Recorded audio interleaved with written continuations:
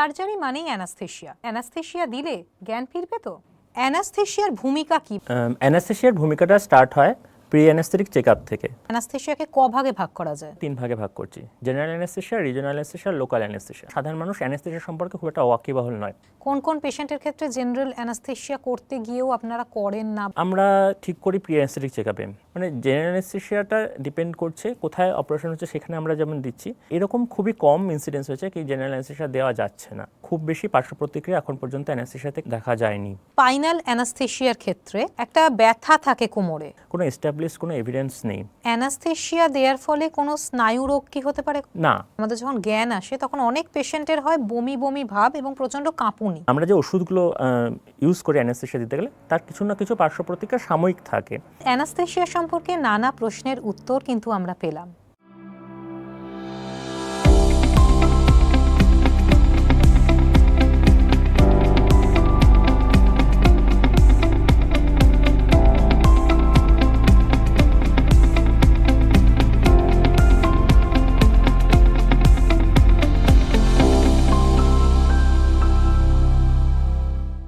ফিরে এলাম প্রেসক্রিপশনের এক নতুন পর্ব নিয়ে।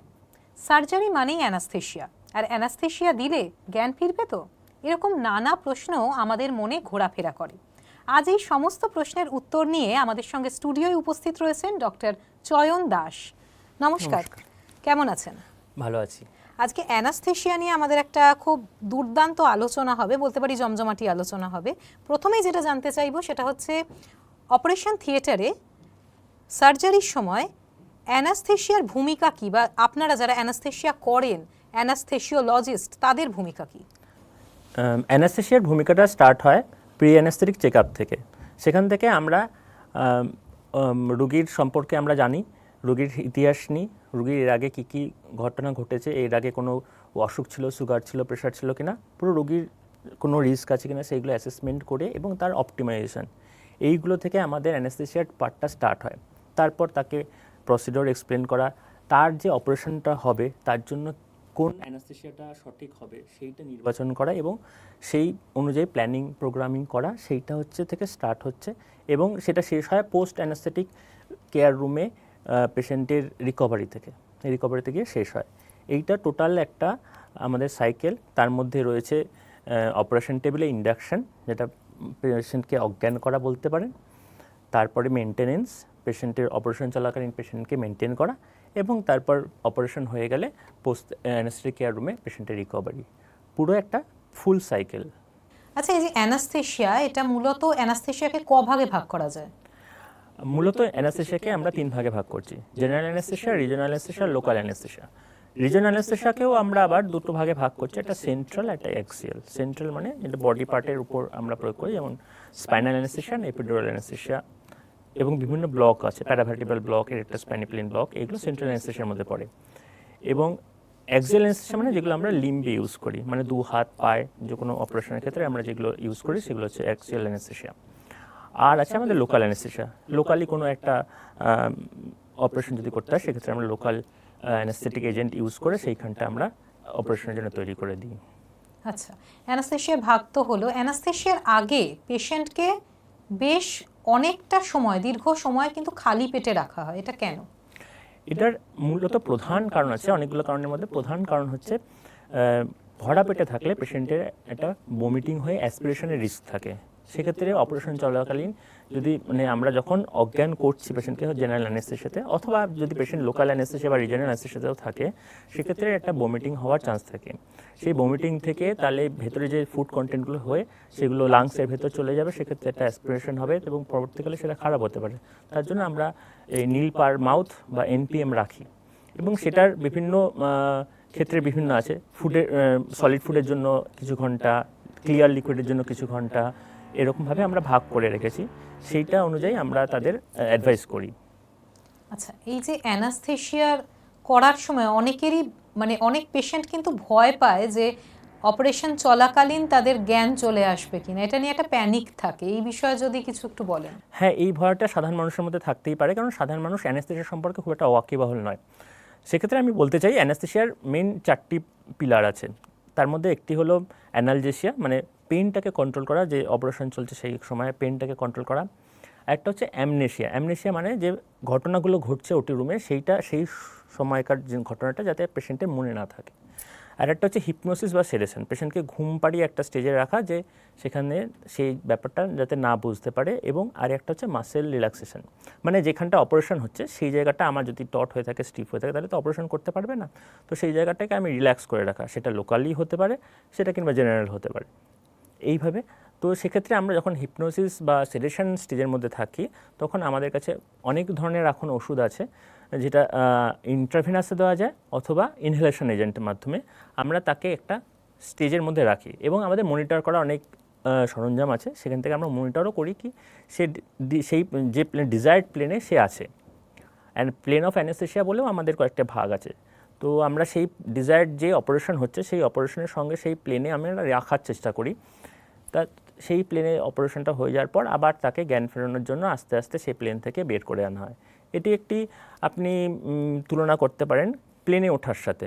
প্লেন যখন টেক অফ করছে তখন একটা প্রসিডিওর, পর আকাশে ক্রুজ করছে সেটা একটা প্রসিডিওর, এবং ল্যান্ড করছে।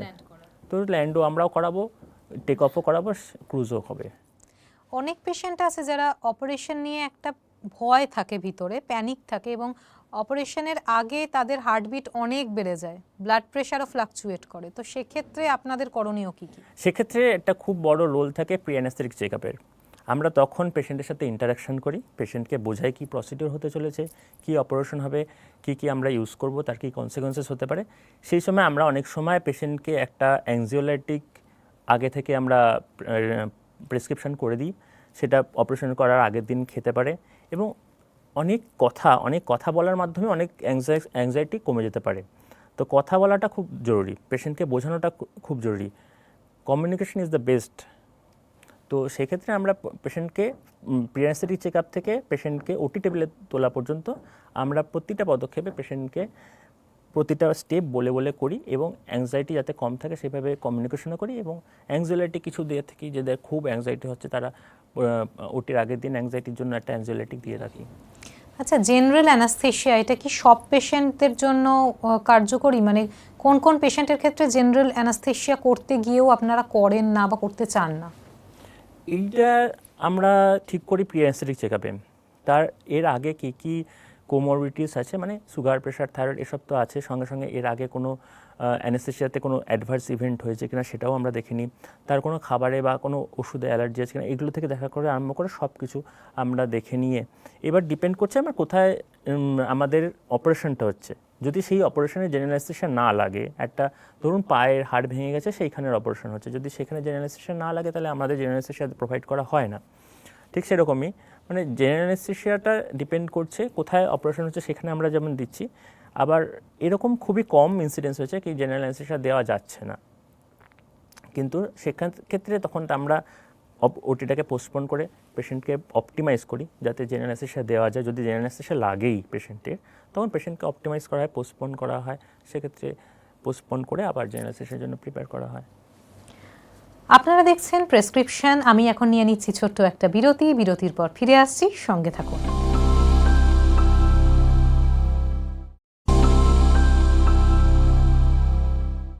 ফিরে এলাম বিরতির পর। আমরা রয়েছি প্রেসক্রিপশন অনুষ্ঠানে, আর আমার সঙ্গে রয়েছেন ডক্টর চয়ন দাস। আমরা একটা আলোচনার মধ্যে রয়েছি অ্যানাস্থেশিয়া, এবং বেশ কিছু তথ্য যেগুলো হয়তো আমার কাছেও স্বচ্ছ ছিল না, সেই বিষয়গুলো অনেকটা স্পষ্ট হলো। তো এই যে অ্যানাস্থেশিয়া, এই অ্যানাস্থেশিয়ার ক্ষেত্রে অনেক ক্ষেত্রে পেশেন্টের হার্টের সমস্যা থাকে, সুগার রয়েছে, সেক্ষেত্রে কোন অ্যানাস্থেশিয়া মানে আপনি সাজেস্ট করবেন?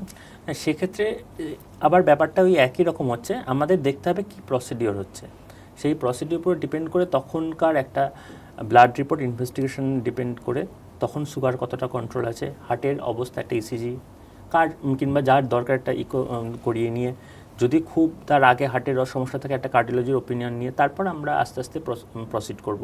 এটা ওই প্রি অ্যানেস্থেটিক চেকআপের মধ্যেই অন্তর্ভুক্ত, তবে মেনলি ডিপেন্ড করছে কী জায়গায় অপারেশন হচ্ছে এবং কিভাবে আমরা অ্যাপ্রোচ করব, সেটা ওই ডিপেন্ড করছে তার প্রাইমারি কন্ডিশন, প্রাইমারি কোমরবিডিটি সেই স্টেজে কী অবস্থায় রয়েছে।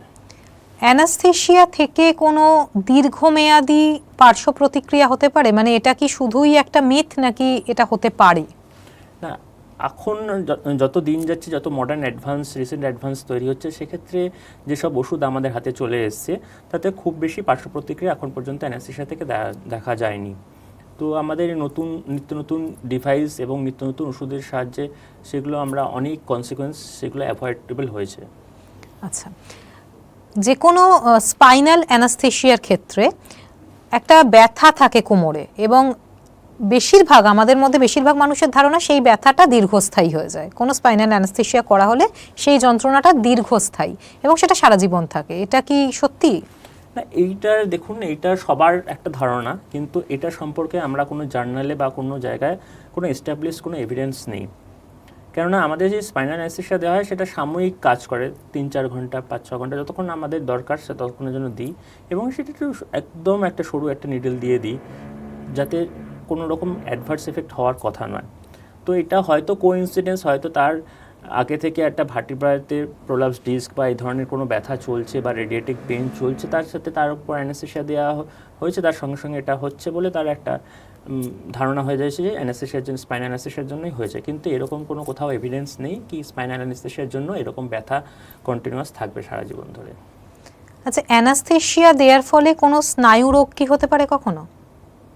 না, অ্যানাস্থেশিয়ার জন্য সঙ্গে স্নায়ু রোগের কোনো সেরকম ডাইরেক্ট লিঙ্ক নেই। তবে আমরা যেসব পেশেন্টের স্নায়ু রোগ আছে, যদি ধরুন তার একটা লিম্ব প্যারালাইসিস আছে বা আছে, সেক্ষেত্রে আমরা আগে থেকে পেশেন্টকে বলে দিই যে আমাদের যে স্পাইনাল দিচ্ছি, ধরুন আপনার পা অবশ আছে বা প্যারালাইসিস হয়ে আছে, তো আমরা স্পাইনাল দিচ্ছি, কিন্তু সেক্ষেত্রে আমরা বলে দিই কি আমাদের স্পাইনালের সাথে এর কোনো সম্পর্ক নেই, এটা কোনো অ্যাগ্রাভেট করবে না। মানে সেই সময়ের জন্য ওটা মাসেল রিল্যাক্স করে সেই জায়গাটা অবশ করে দেবে অবশ্যই, কিন্তু আমাদের স্পাইনাল কর্ড পর্যন্ত আমরা যাই না।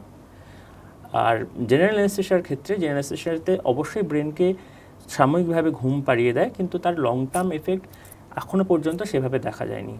মানে কোনো অ্যাডভার্স এফেক্ট এখনো অবধি প্রমাণিত নয়। আমরা সবাই জানি যে সার্জারির সময় অ্যানাস্থেশিওলজিস্টের কাজ শুধু অ্যানাস্থেশিয়া করা অবধি। কথাটা বোধহয় কিছু ক্ষেত্রে আমার মনে হয় কথাটা ঠিক নয়, অপারেশন চলাকালীন তার একটা বড় ভূমিকা থাকে। তো সেই ভূমিকাটা যদি একটু শুনি। শুধু অপারেশন চলাকালীন নয়, আমি এটা দাবির সাথে বলতে পারি কি নিয়ার ফিউচারে অ্যানাস্থেশিওলজিস্ট টার্মটাও রিপ্লেস হয়ে যাবে পেরি অপারেটিভ ফিজিশিয়ান দিয়ে, পেরি অপারেটিভ মেডিসিন দিয়ে। আমাদের কাজটা শুরু হয় সার্জারির আগে থেকে পেশেন্ট দেখা, তাদের অপটিমাইজ করা থেকে, পেশেন্ট সার্জন যখন টেবিলে চলে যায় তাকে তখন আমরা অ্যানাস্থেশিয়া দিচ্ছি, সেটাকে আমরা ইন্ডাকশন পার্ট বলি, সেটা লোকাল হোক বা জেনারেল হোক। তারপর মেনটেনেন্স, তারপর আবার হচ্ছে আমরা রিকভারিটাও আমাদের অ্যানাস্থেশিয়ার আন্ডারে। তো প্রি অ্যানেস্থেটিক চেক আপ থেকে রিকভারি পুরো একটা সাইকেল। এই সাইকেলটা এখন আমাদের এটা রিপ্লেস হচ্ছে পেরি অপারেটিভ ফিজিশিয়ান বা পেরি অপারেটিভ মেডিসিন নিয়ে। আচ্ছা, অ্যানাস্থেশিয়া যখন কেটে যায় এবং আমাদের যখন জ্ঞান আসে তখন অনেক পেশেন্টের হয় বমি বমি ভাব এবং প্রচন্ড কাঁপুনি। তো এইটার কারণ কি এবং এটা কি খুব গুরুতর আকার নিতে পারে? এটা কোনো গুরুতর আকার নেয় না সাধারণত।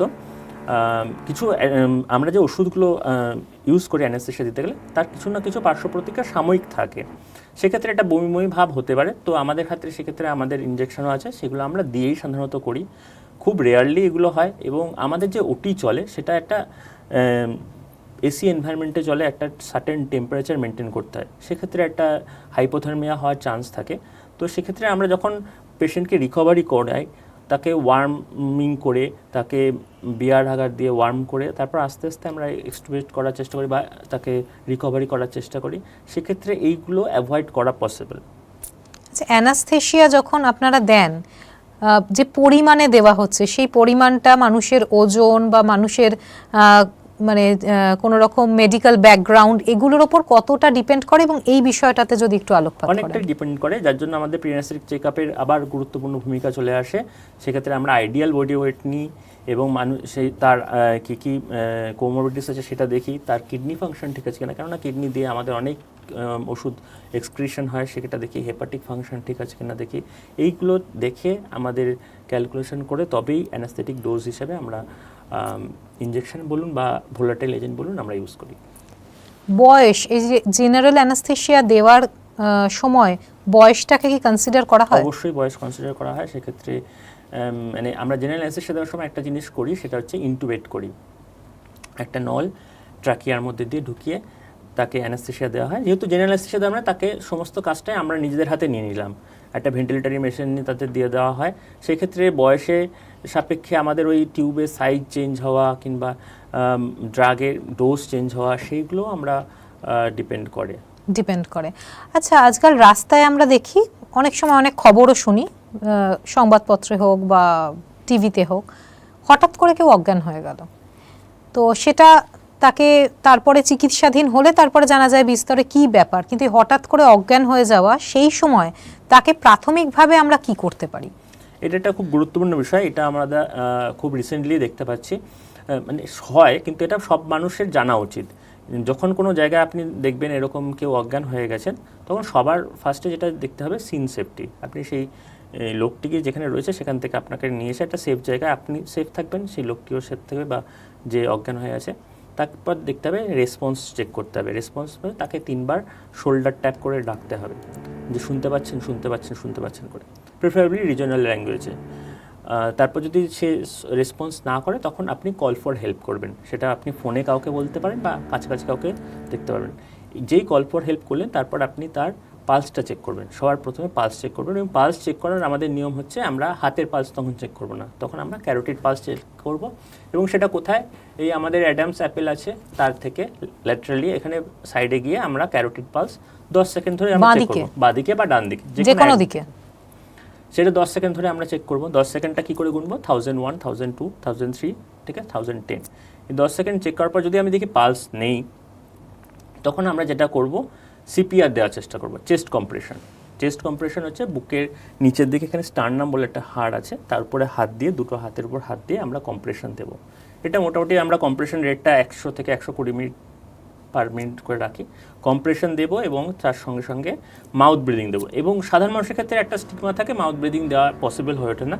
সেক্ষেত্রে আমি সাধারণ মানুষকে বলবো, যদি এরকম দেখেন, তাহলে খালি চেস্ট কম্প্রেশন দিলেও যতক্ষণ না পর্যন্ত হেল্প আসছে, ততক্ষণও আপনি চেস্ট কম্প্রেশনটা দিয়ে যান, তাতে সেই রুগীটি বেঁচে যেতে পারে।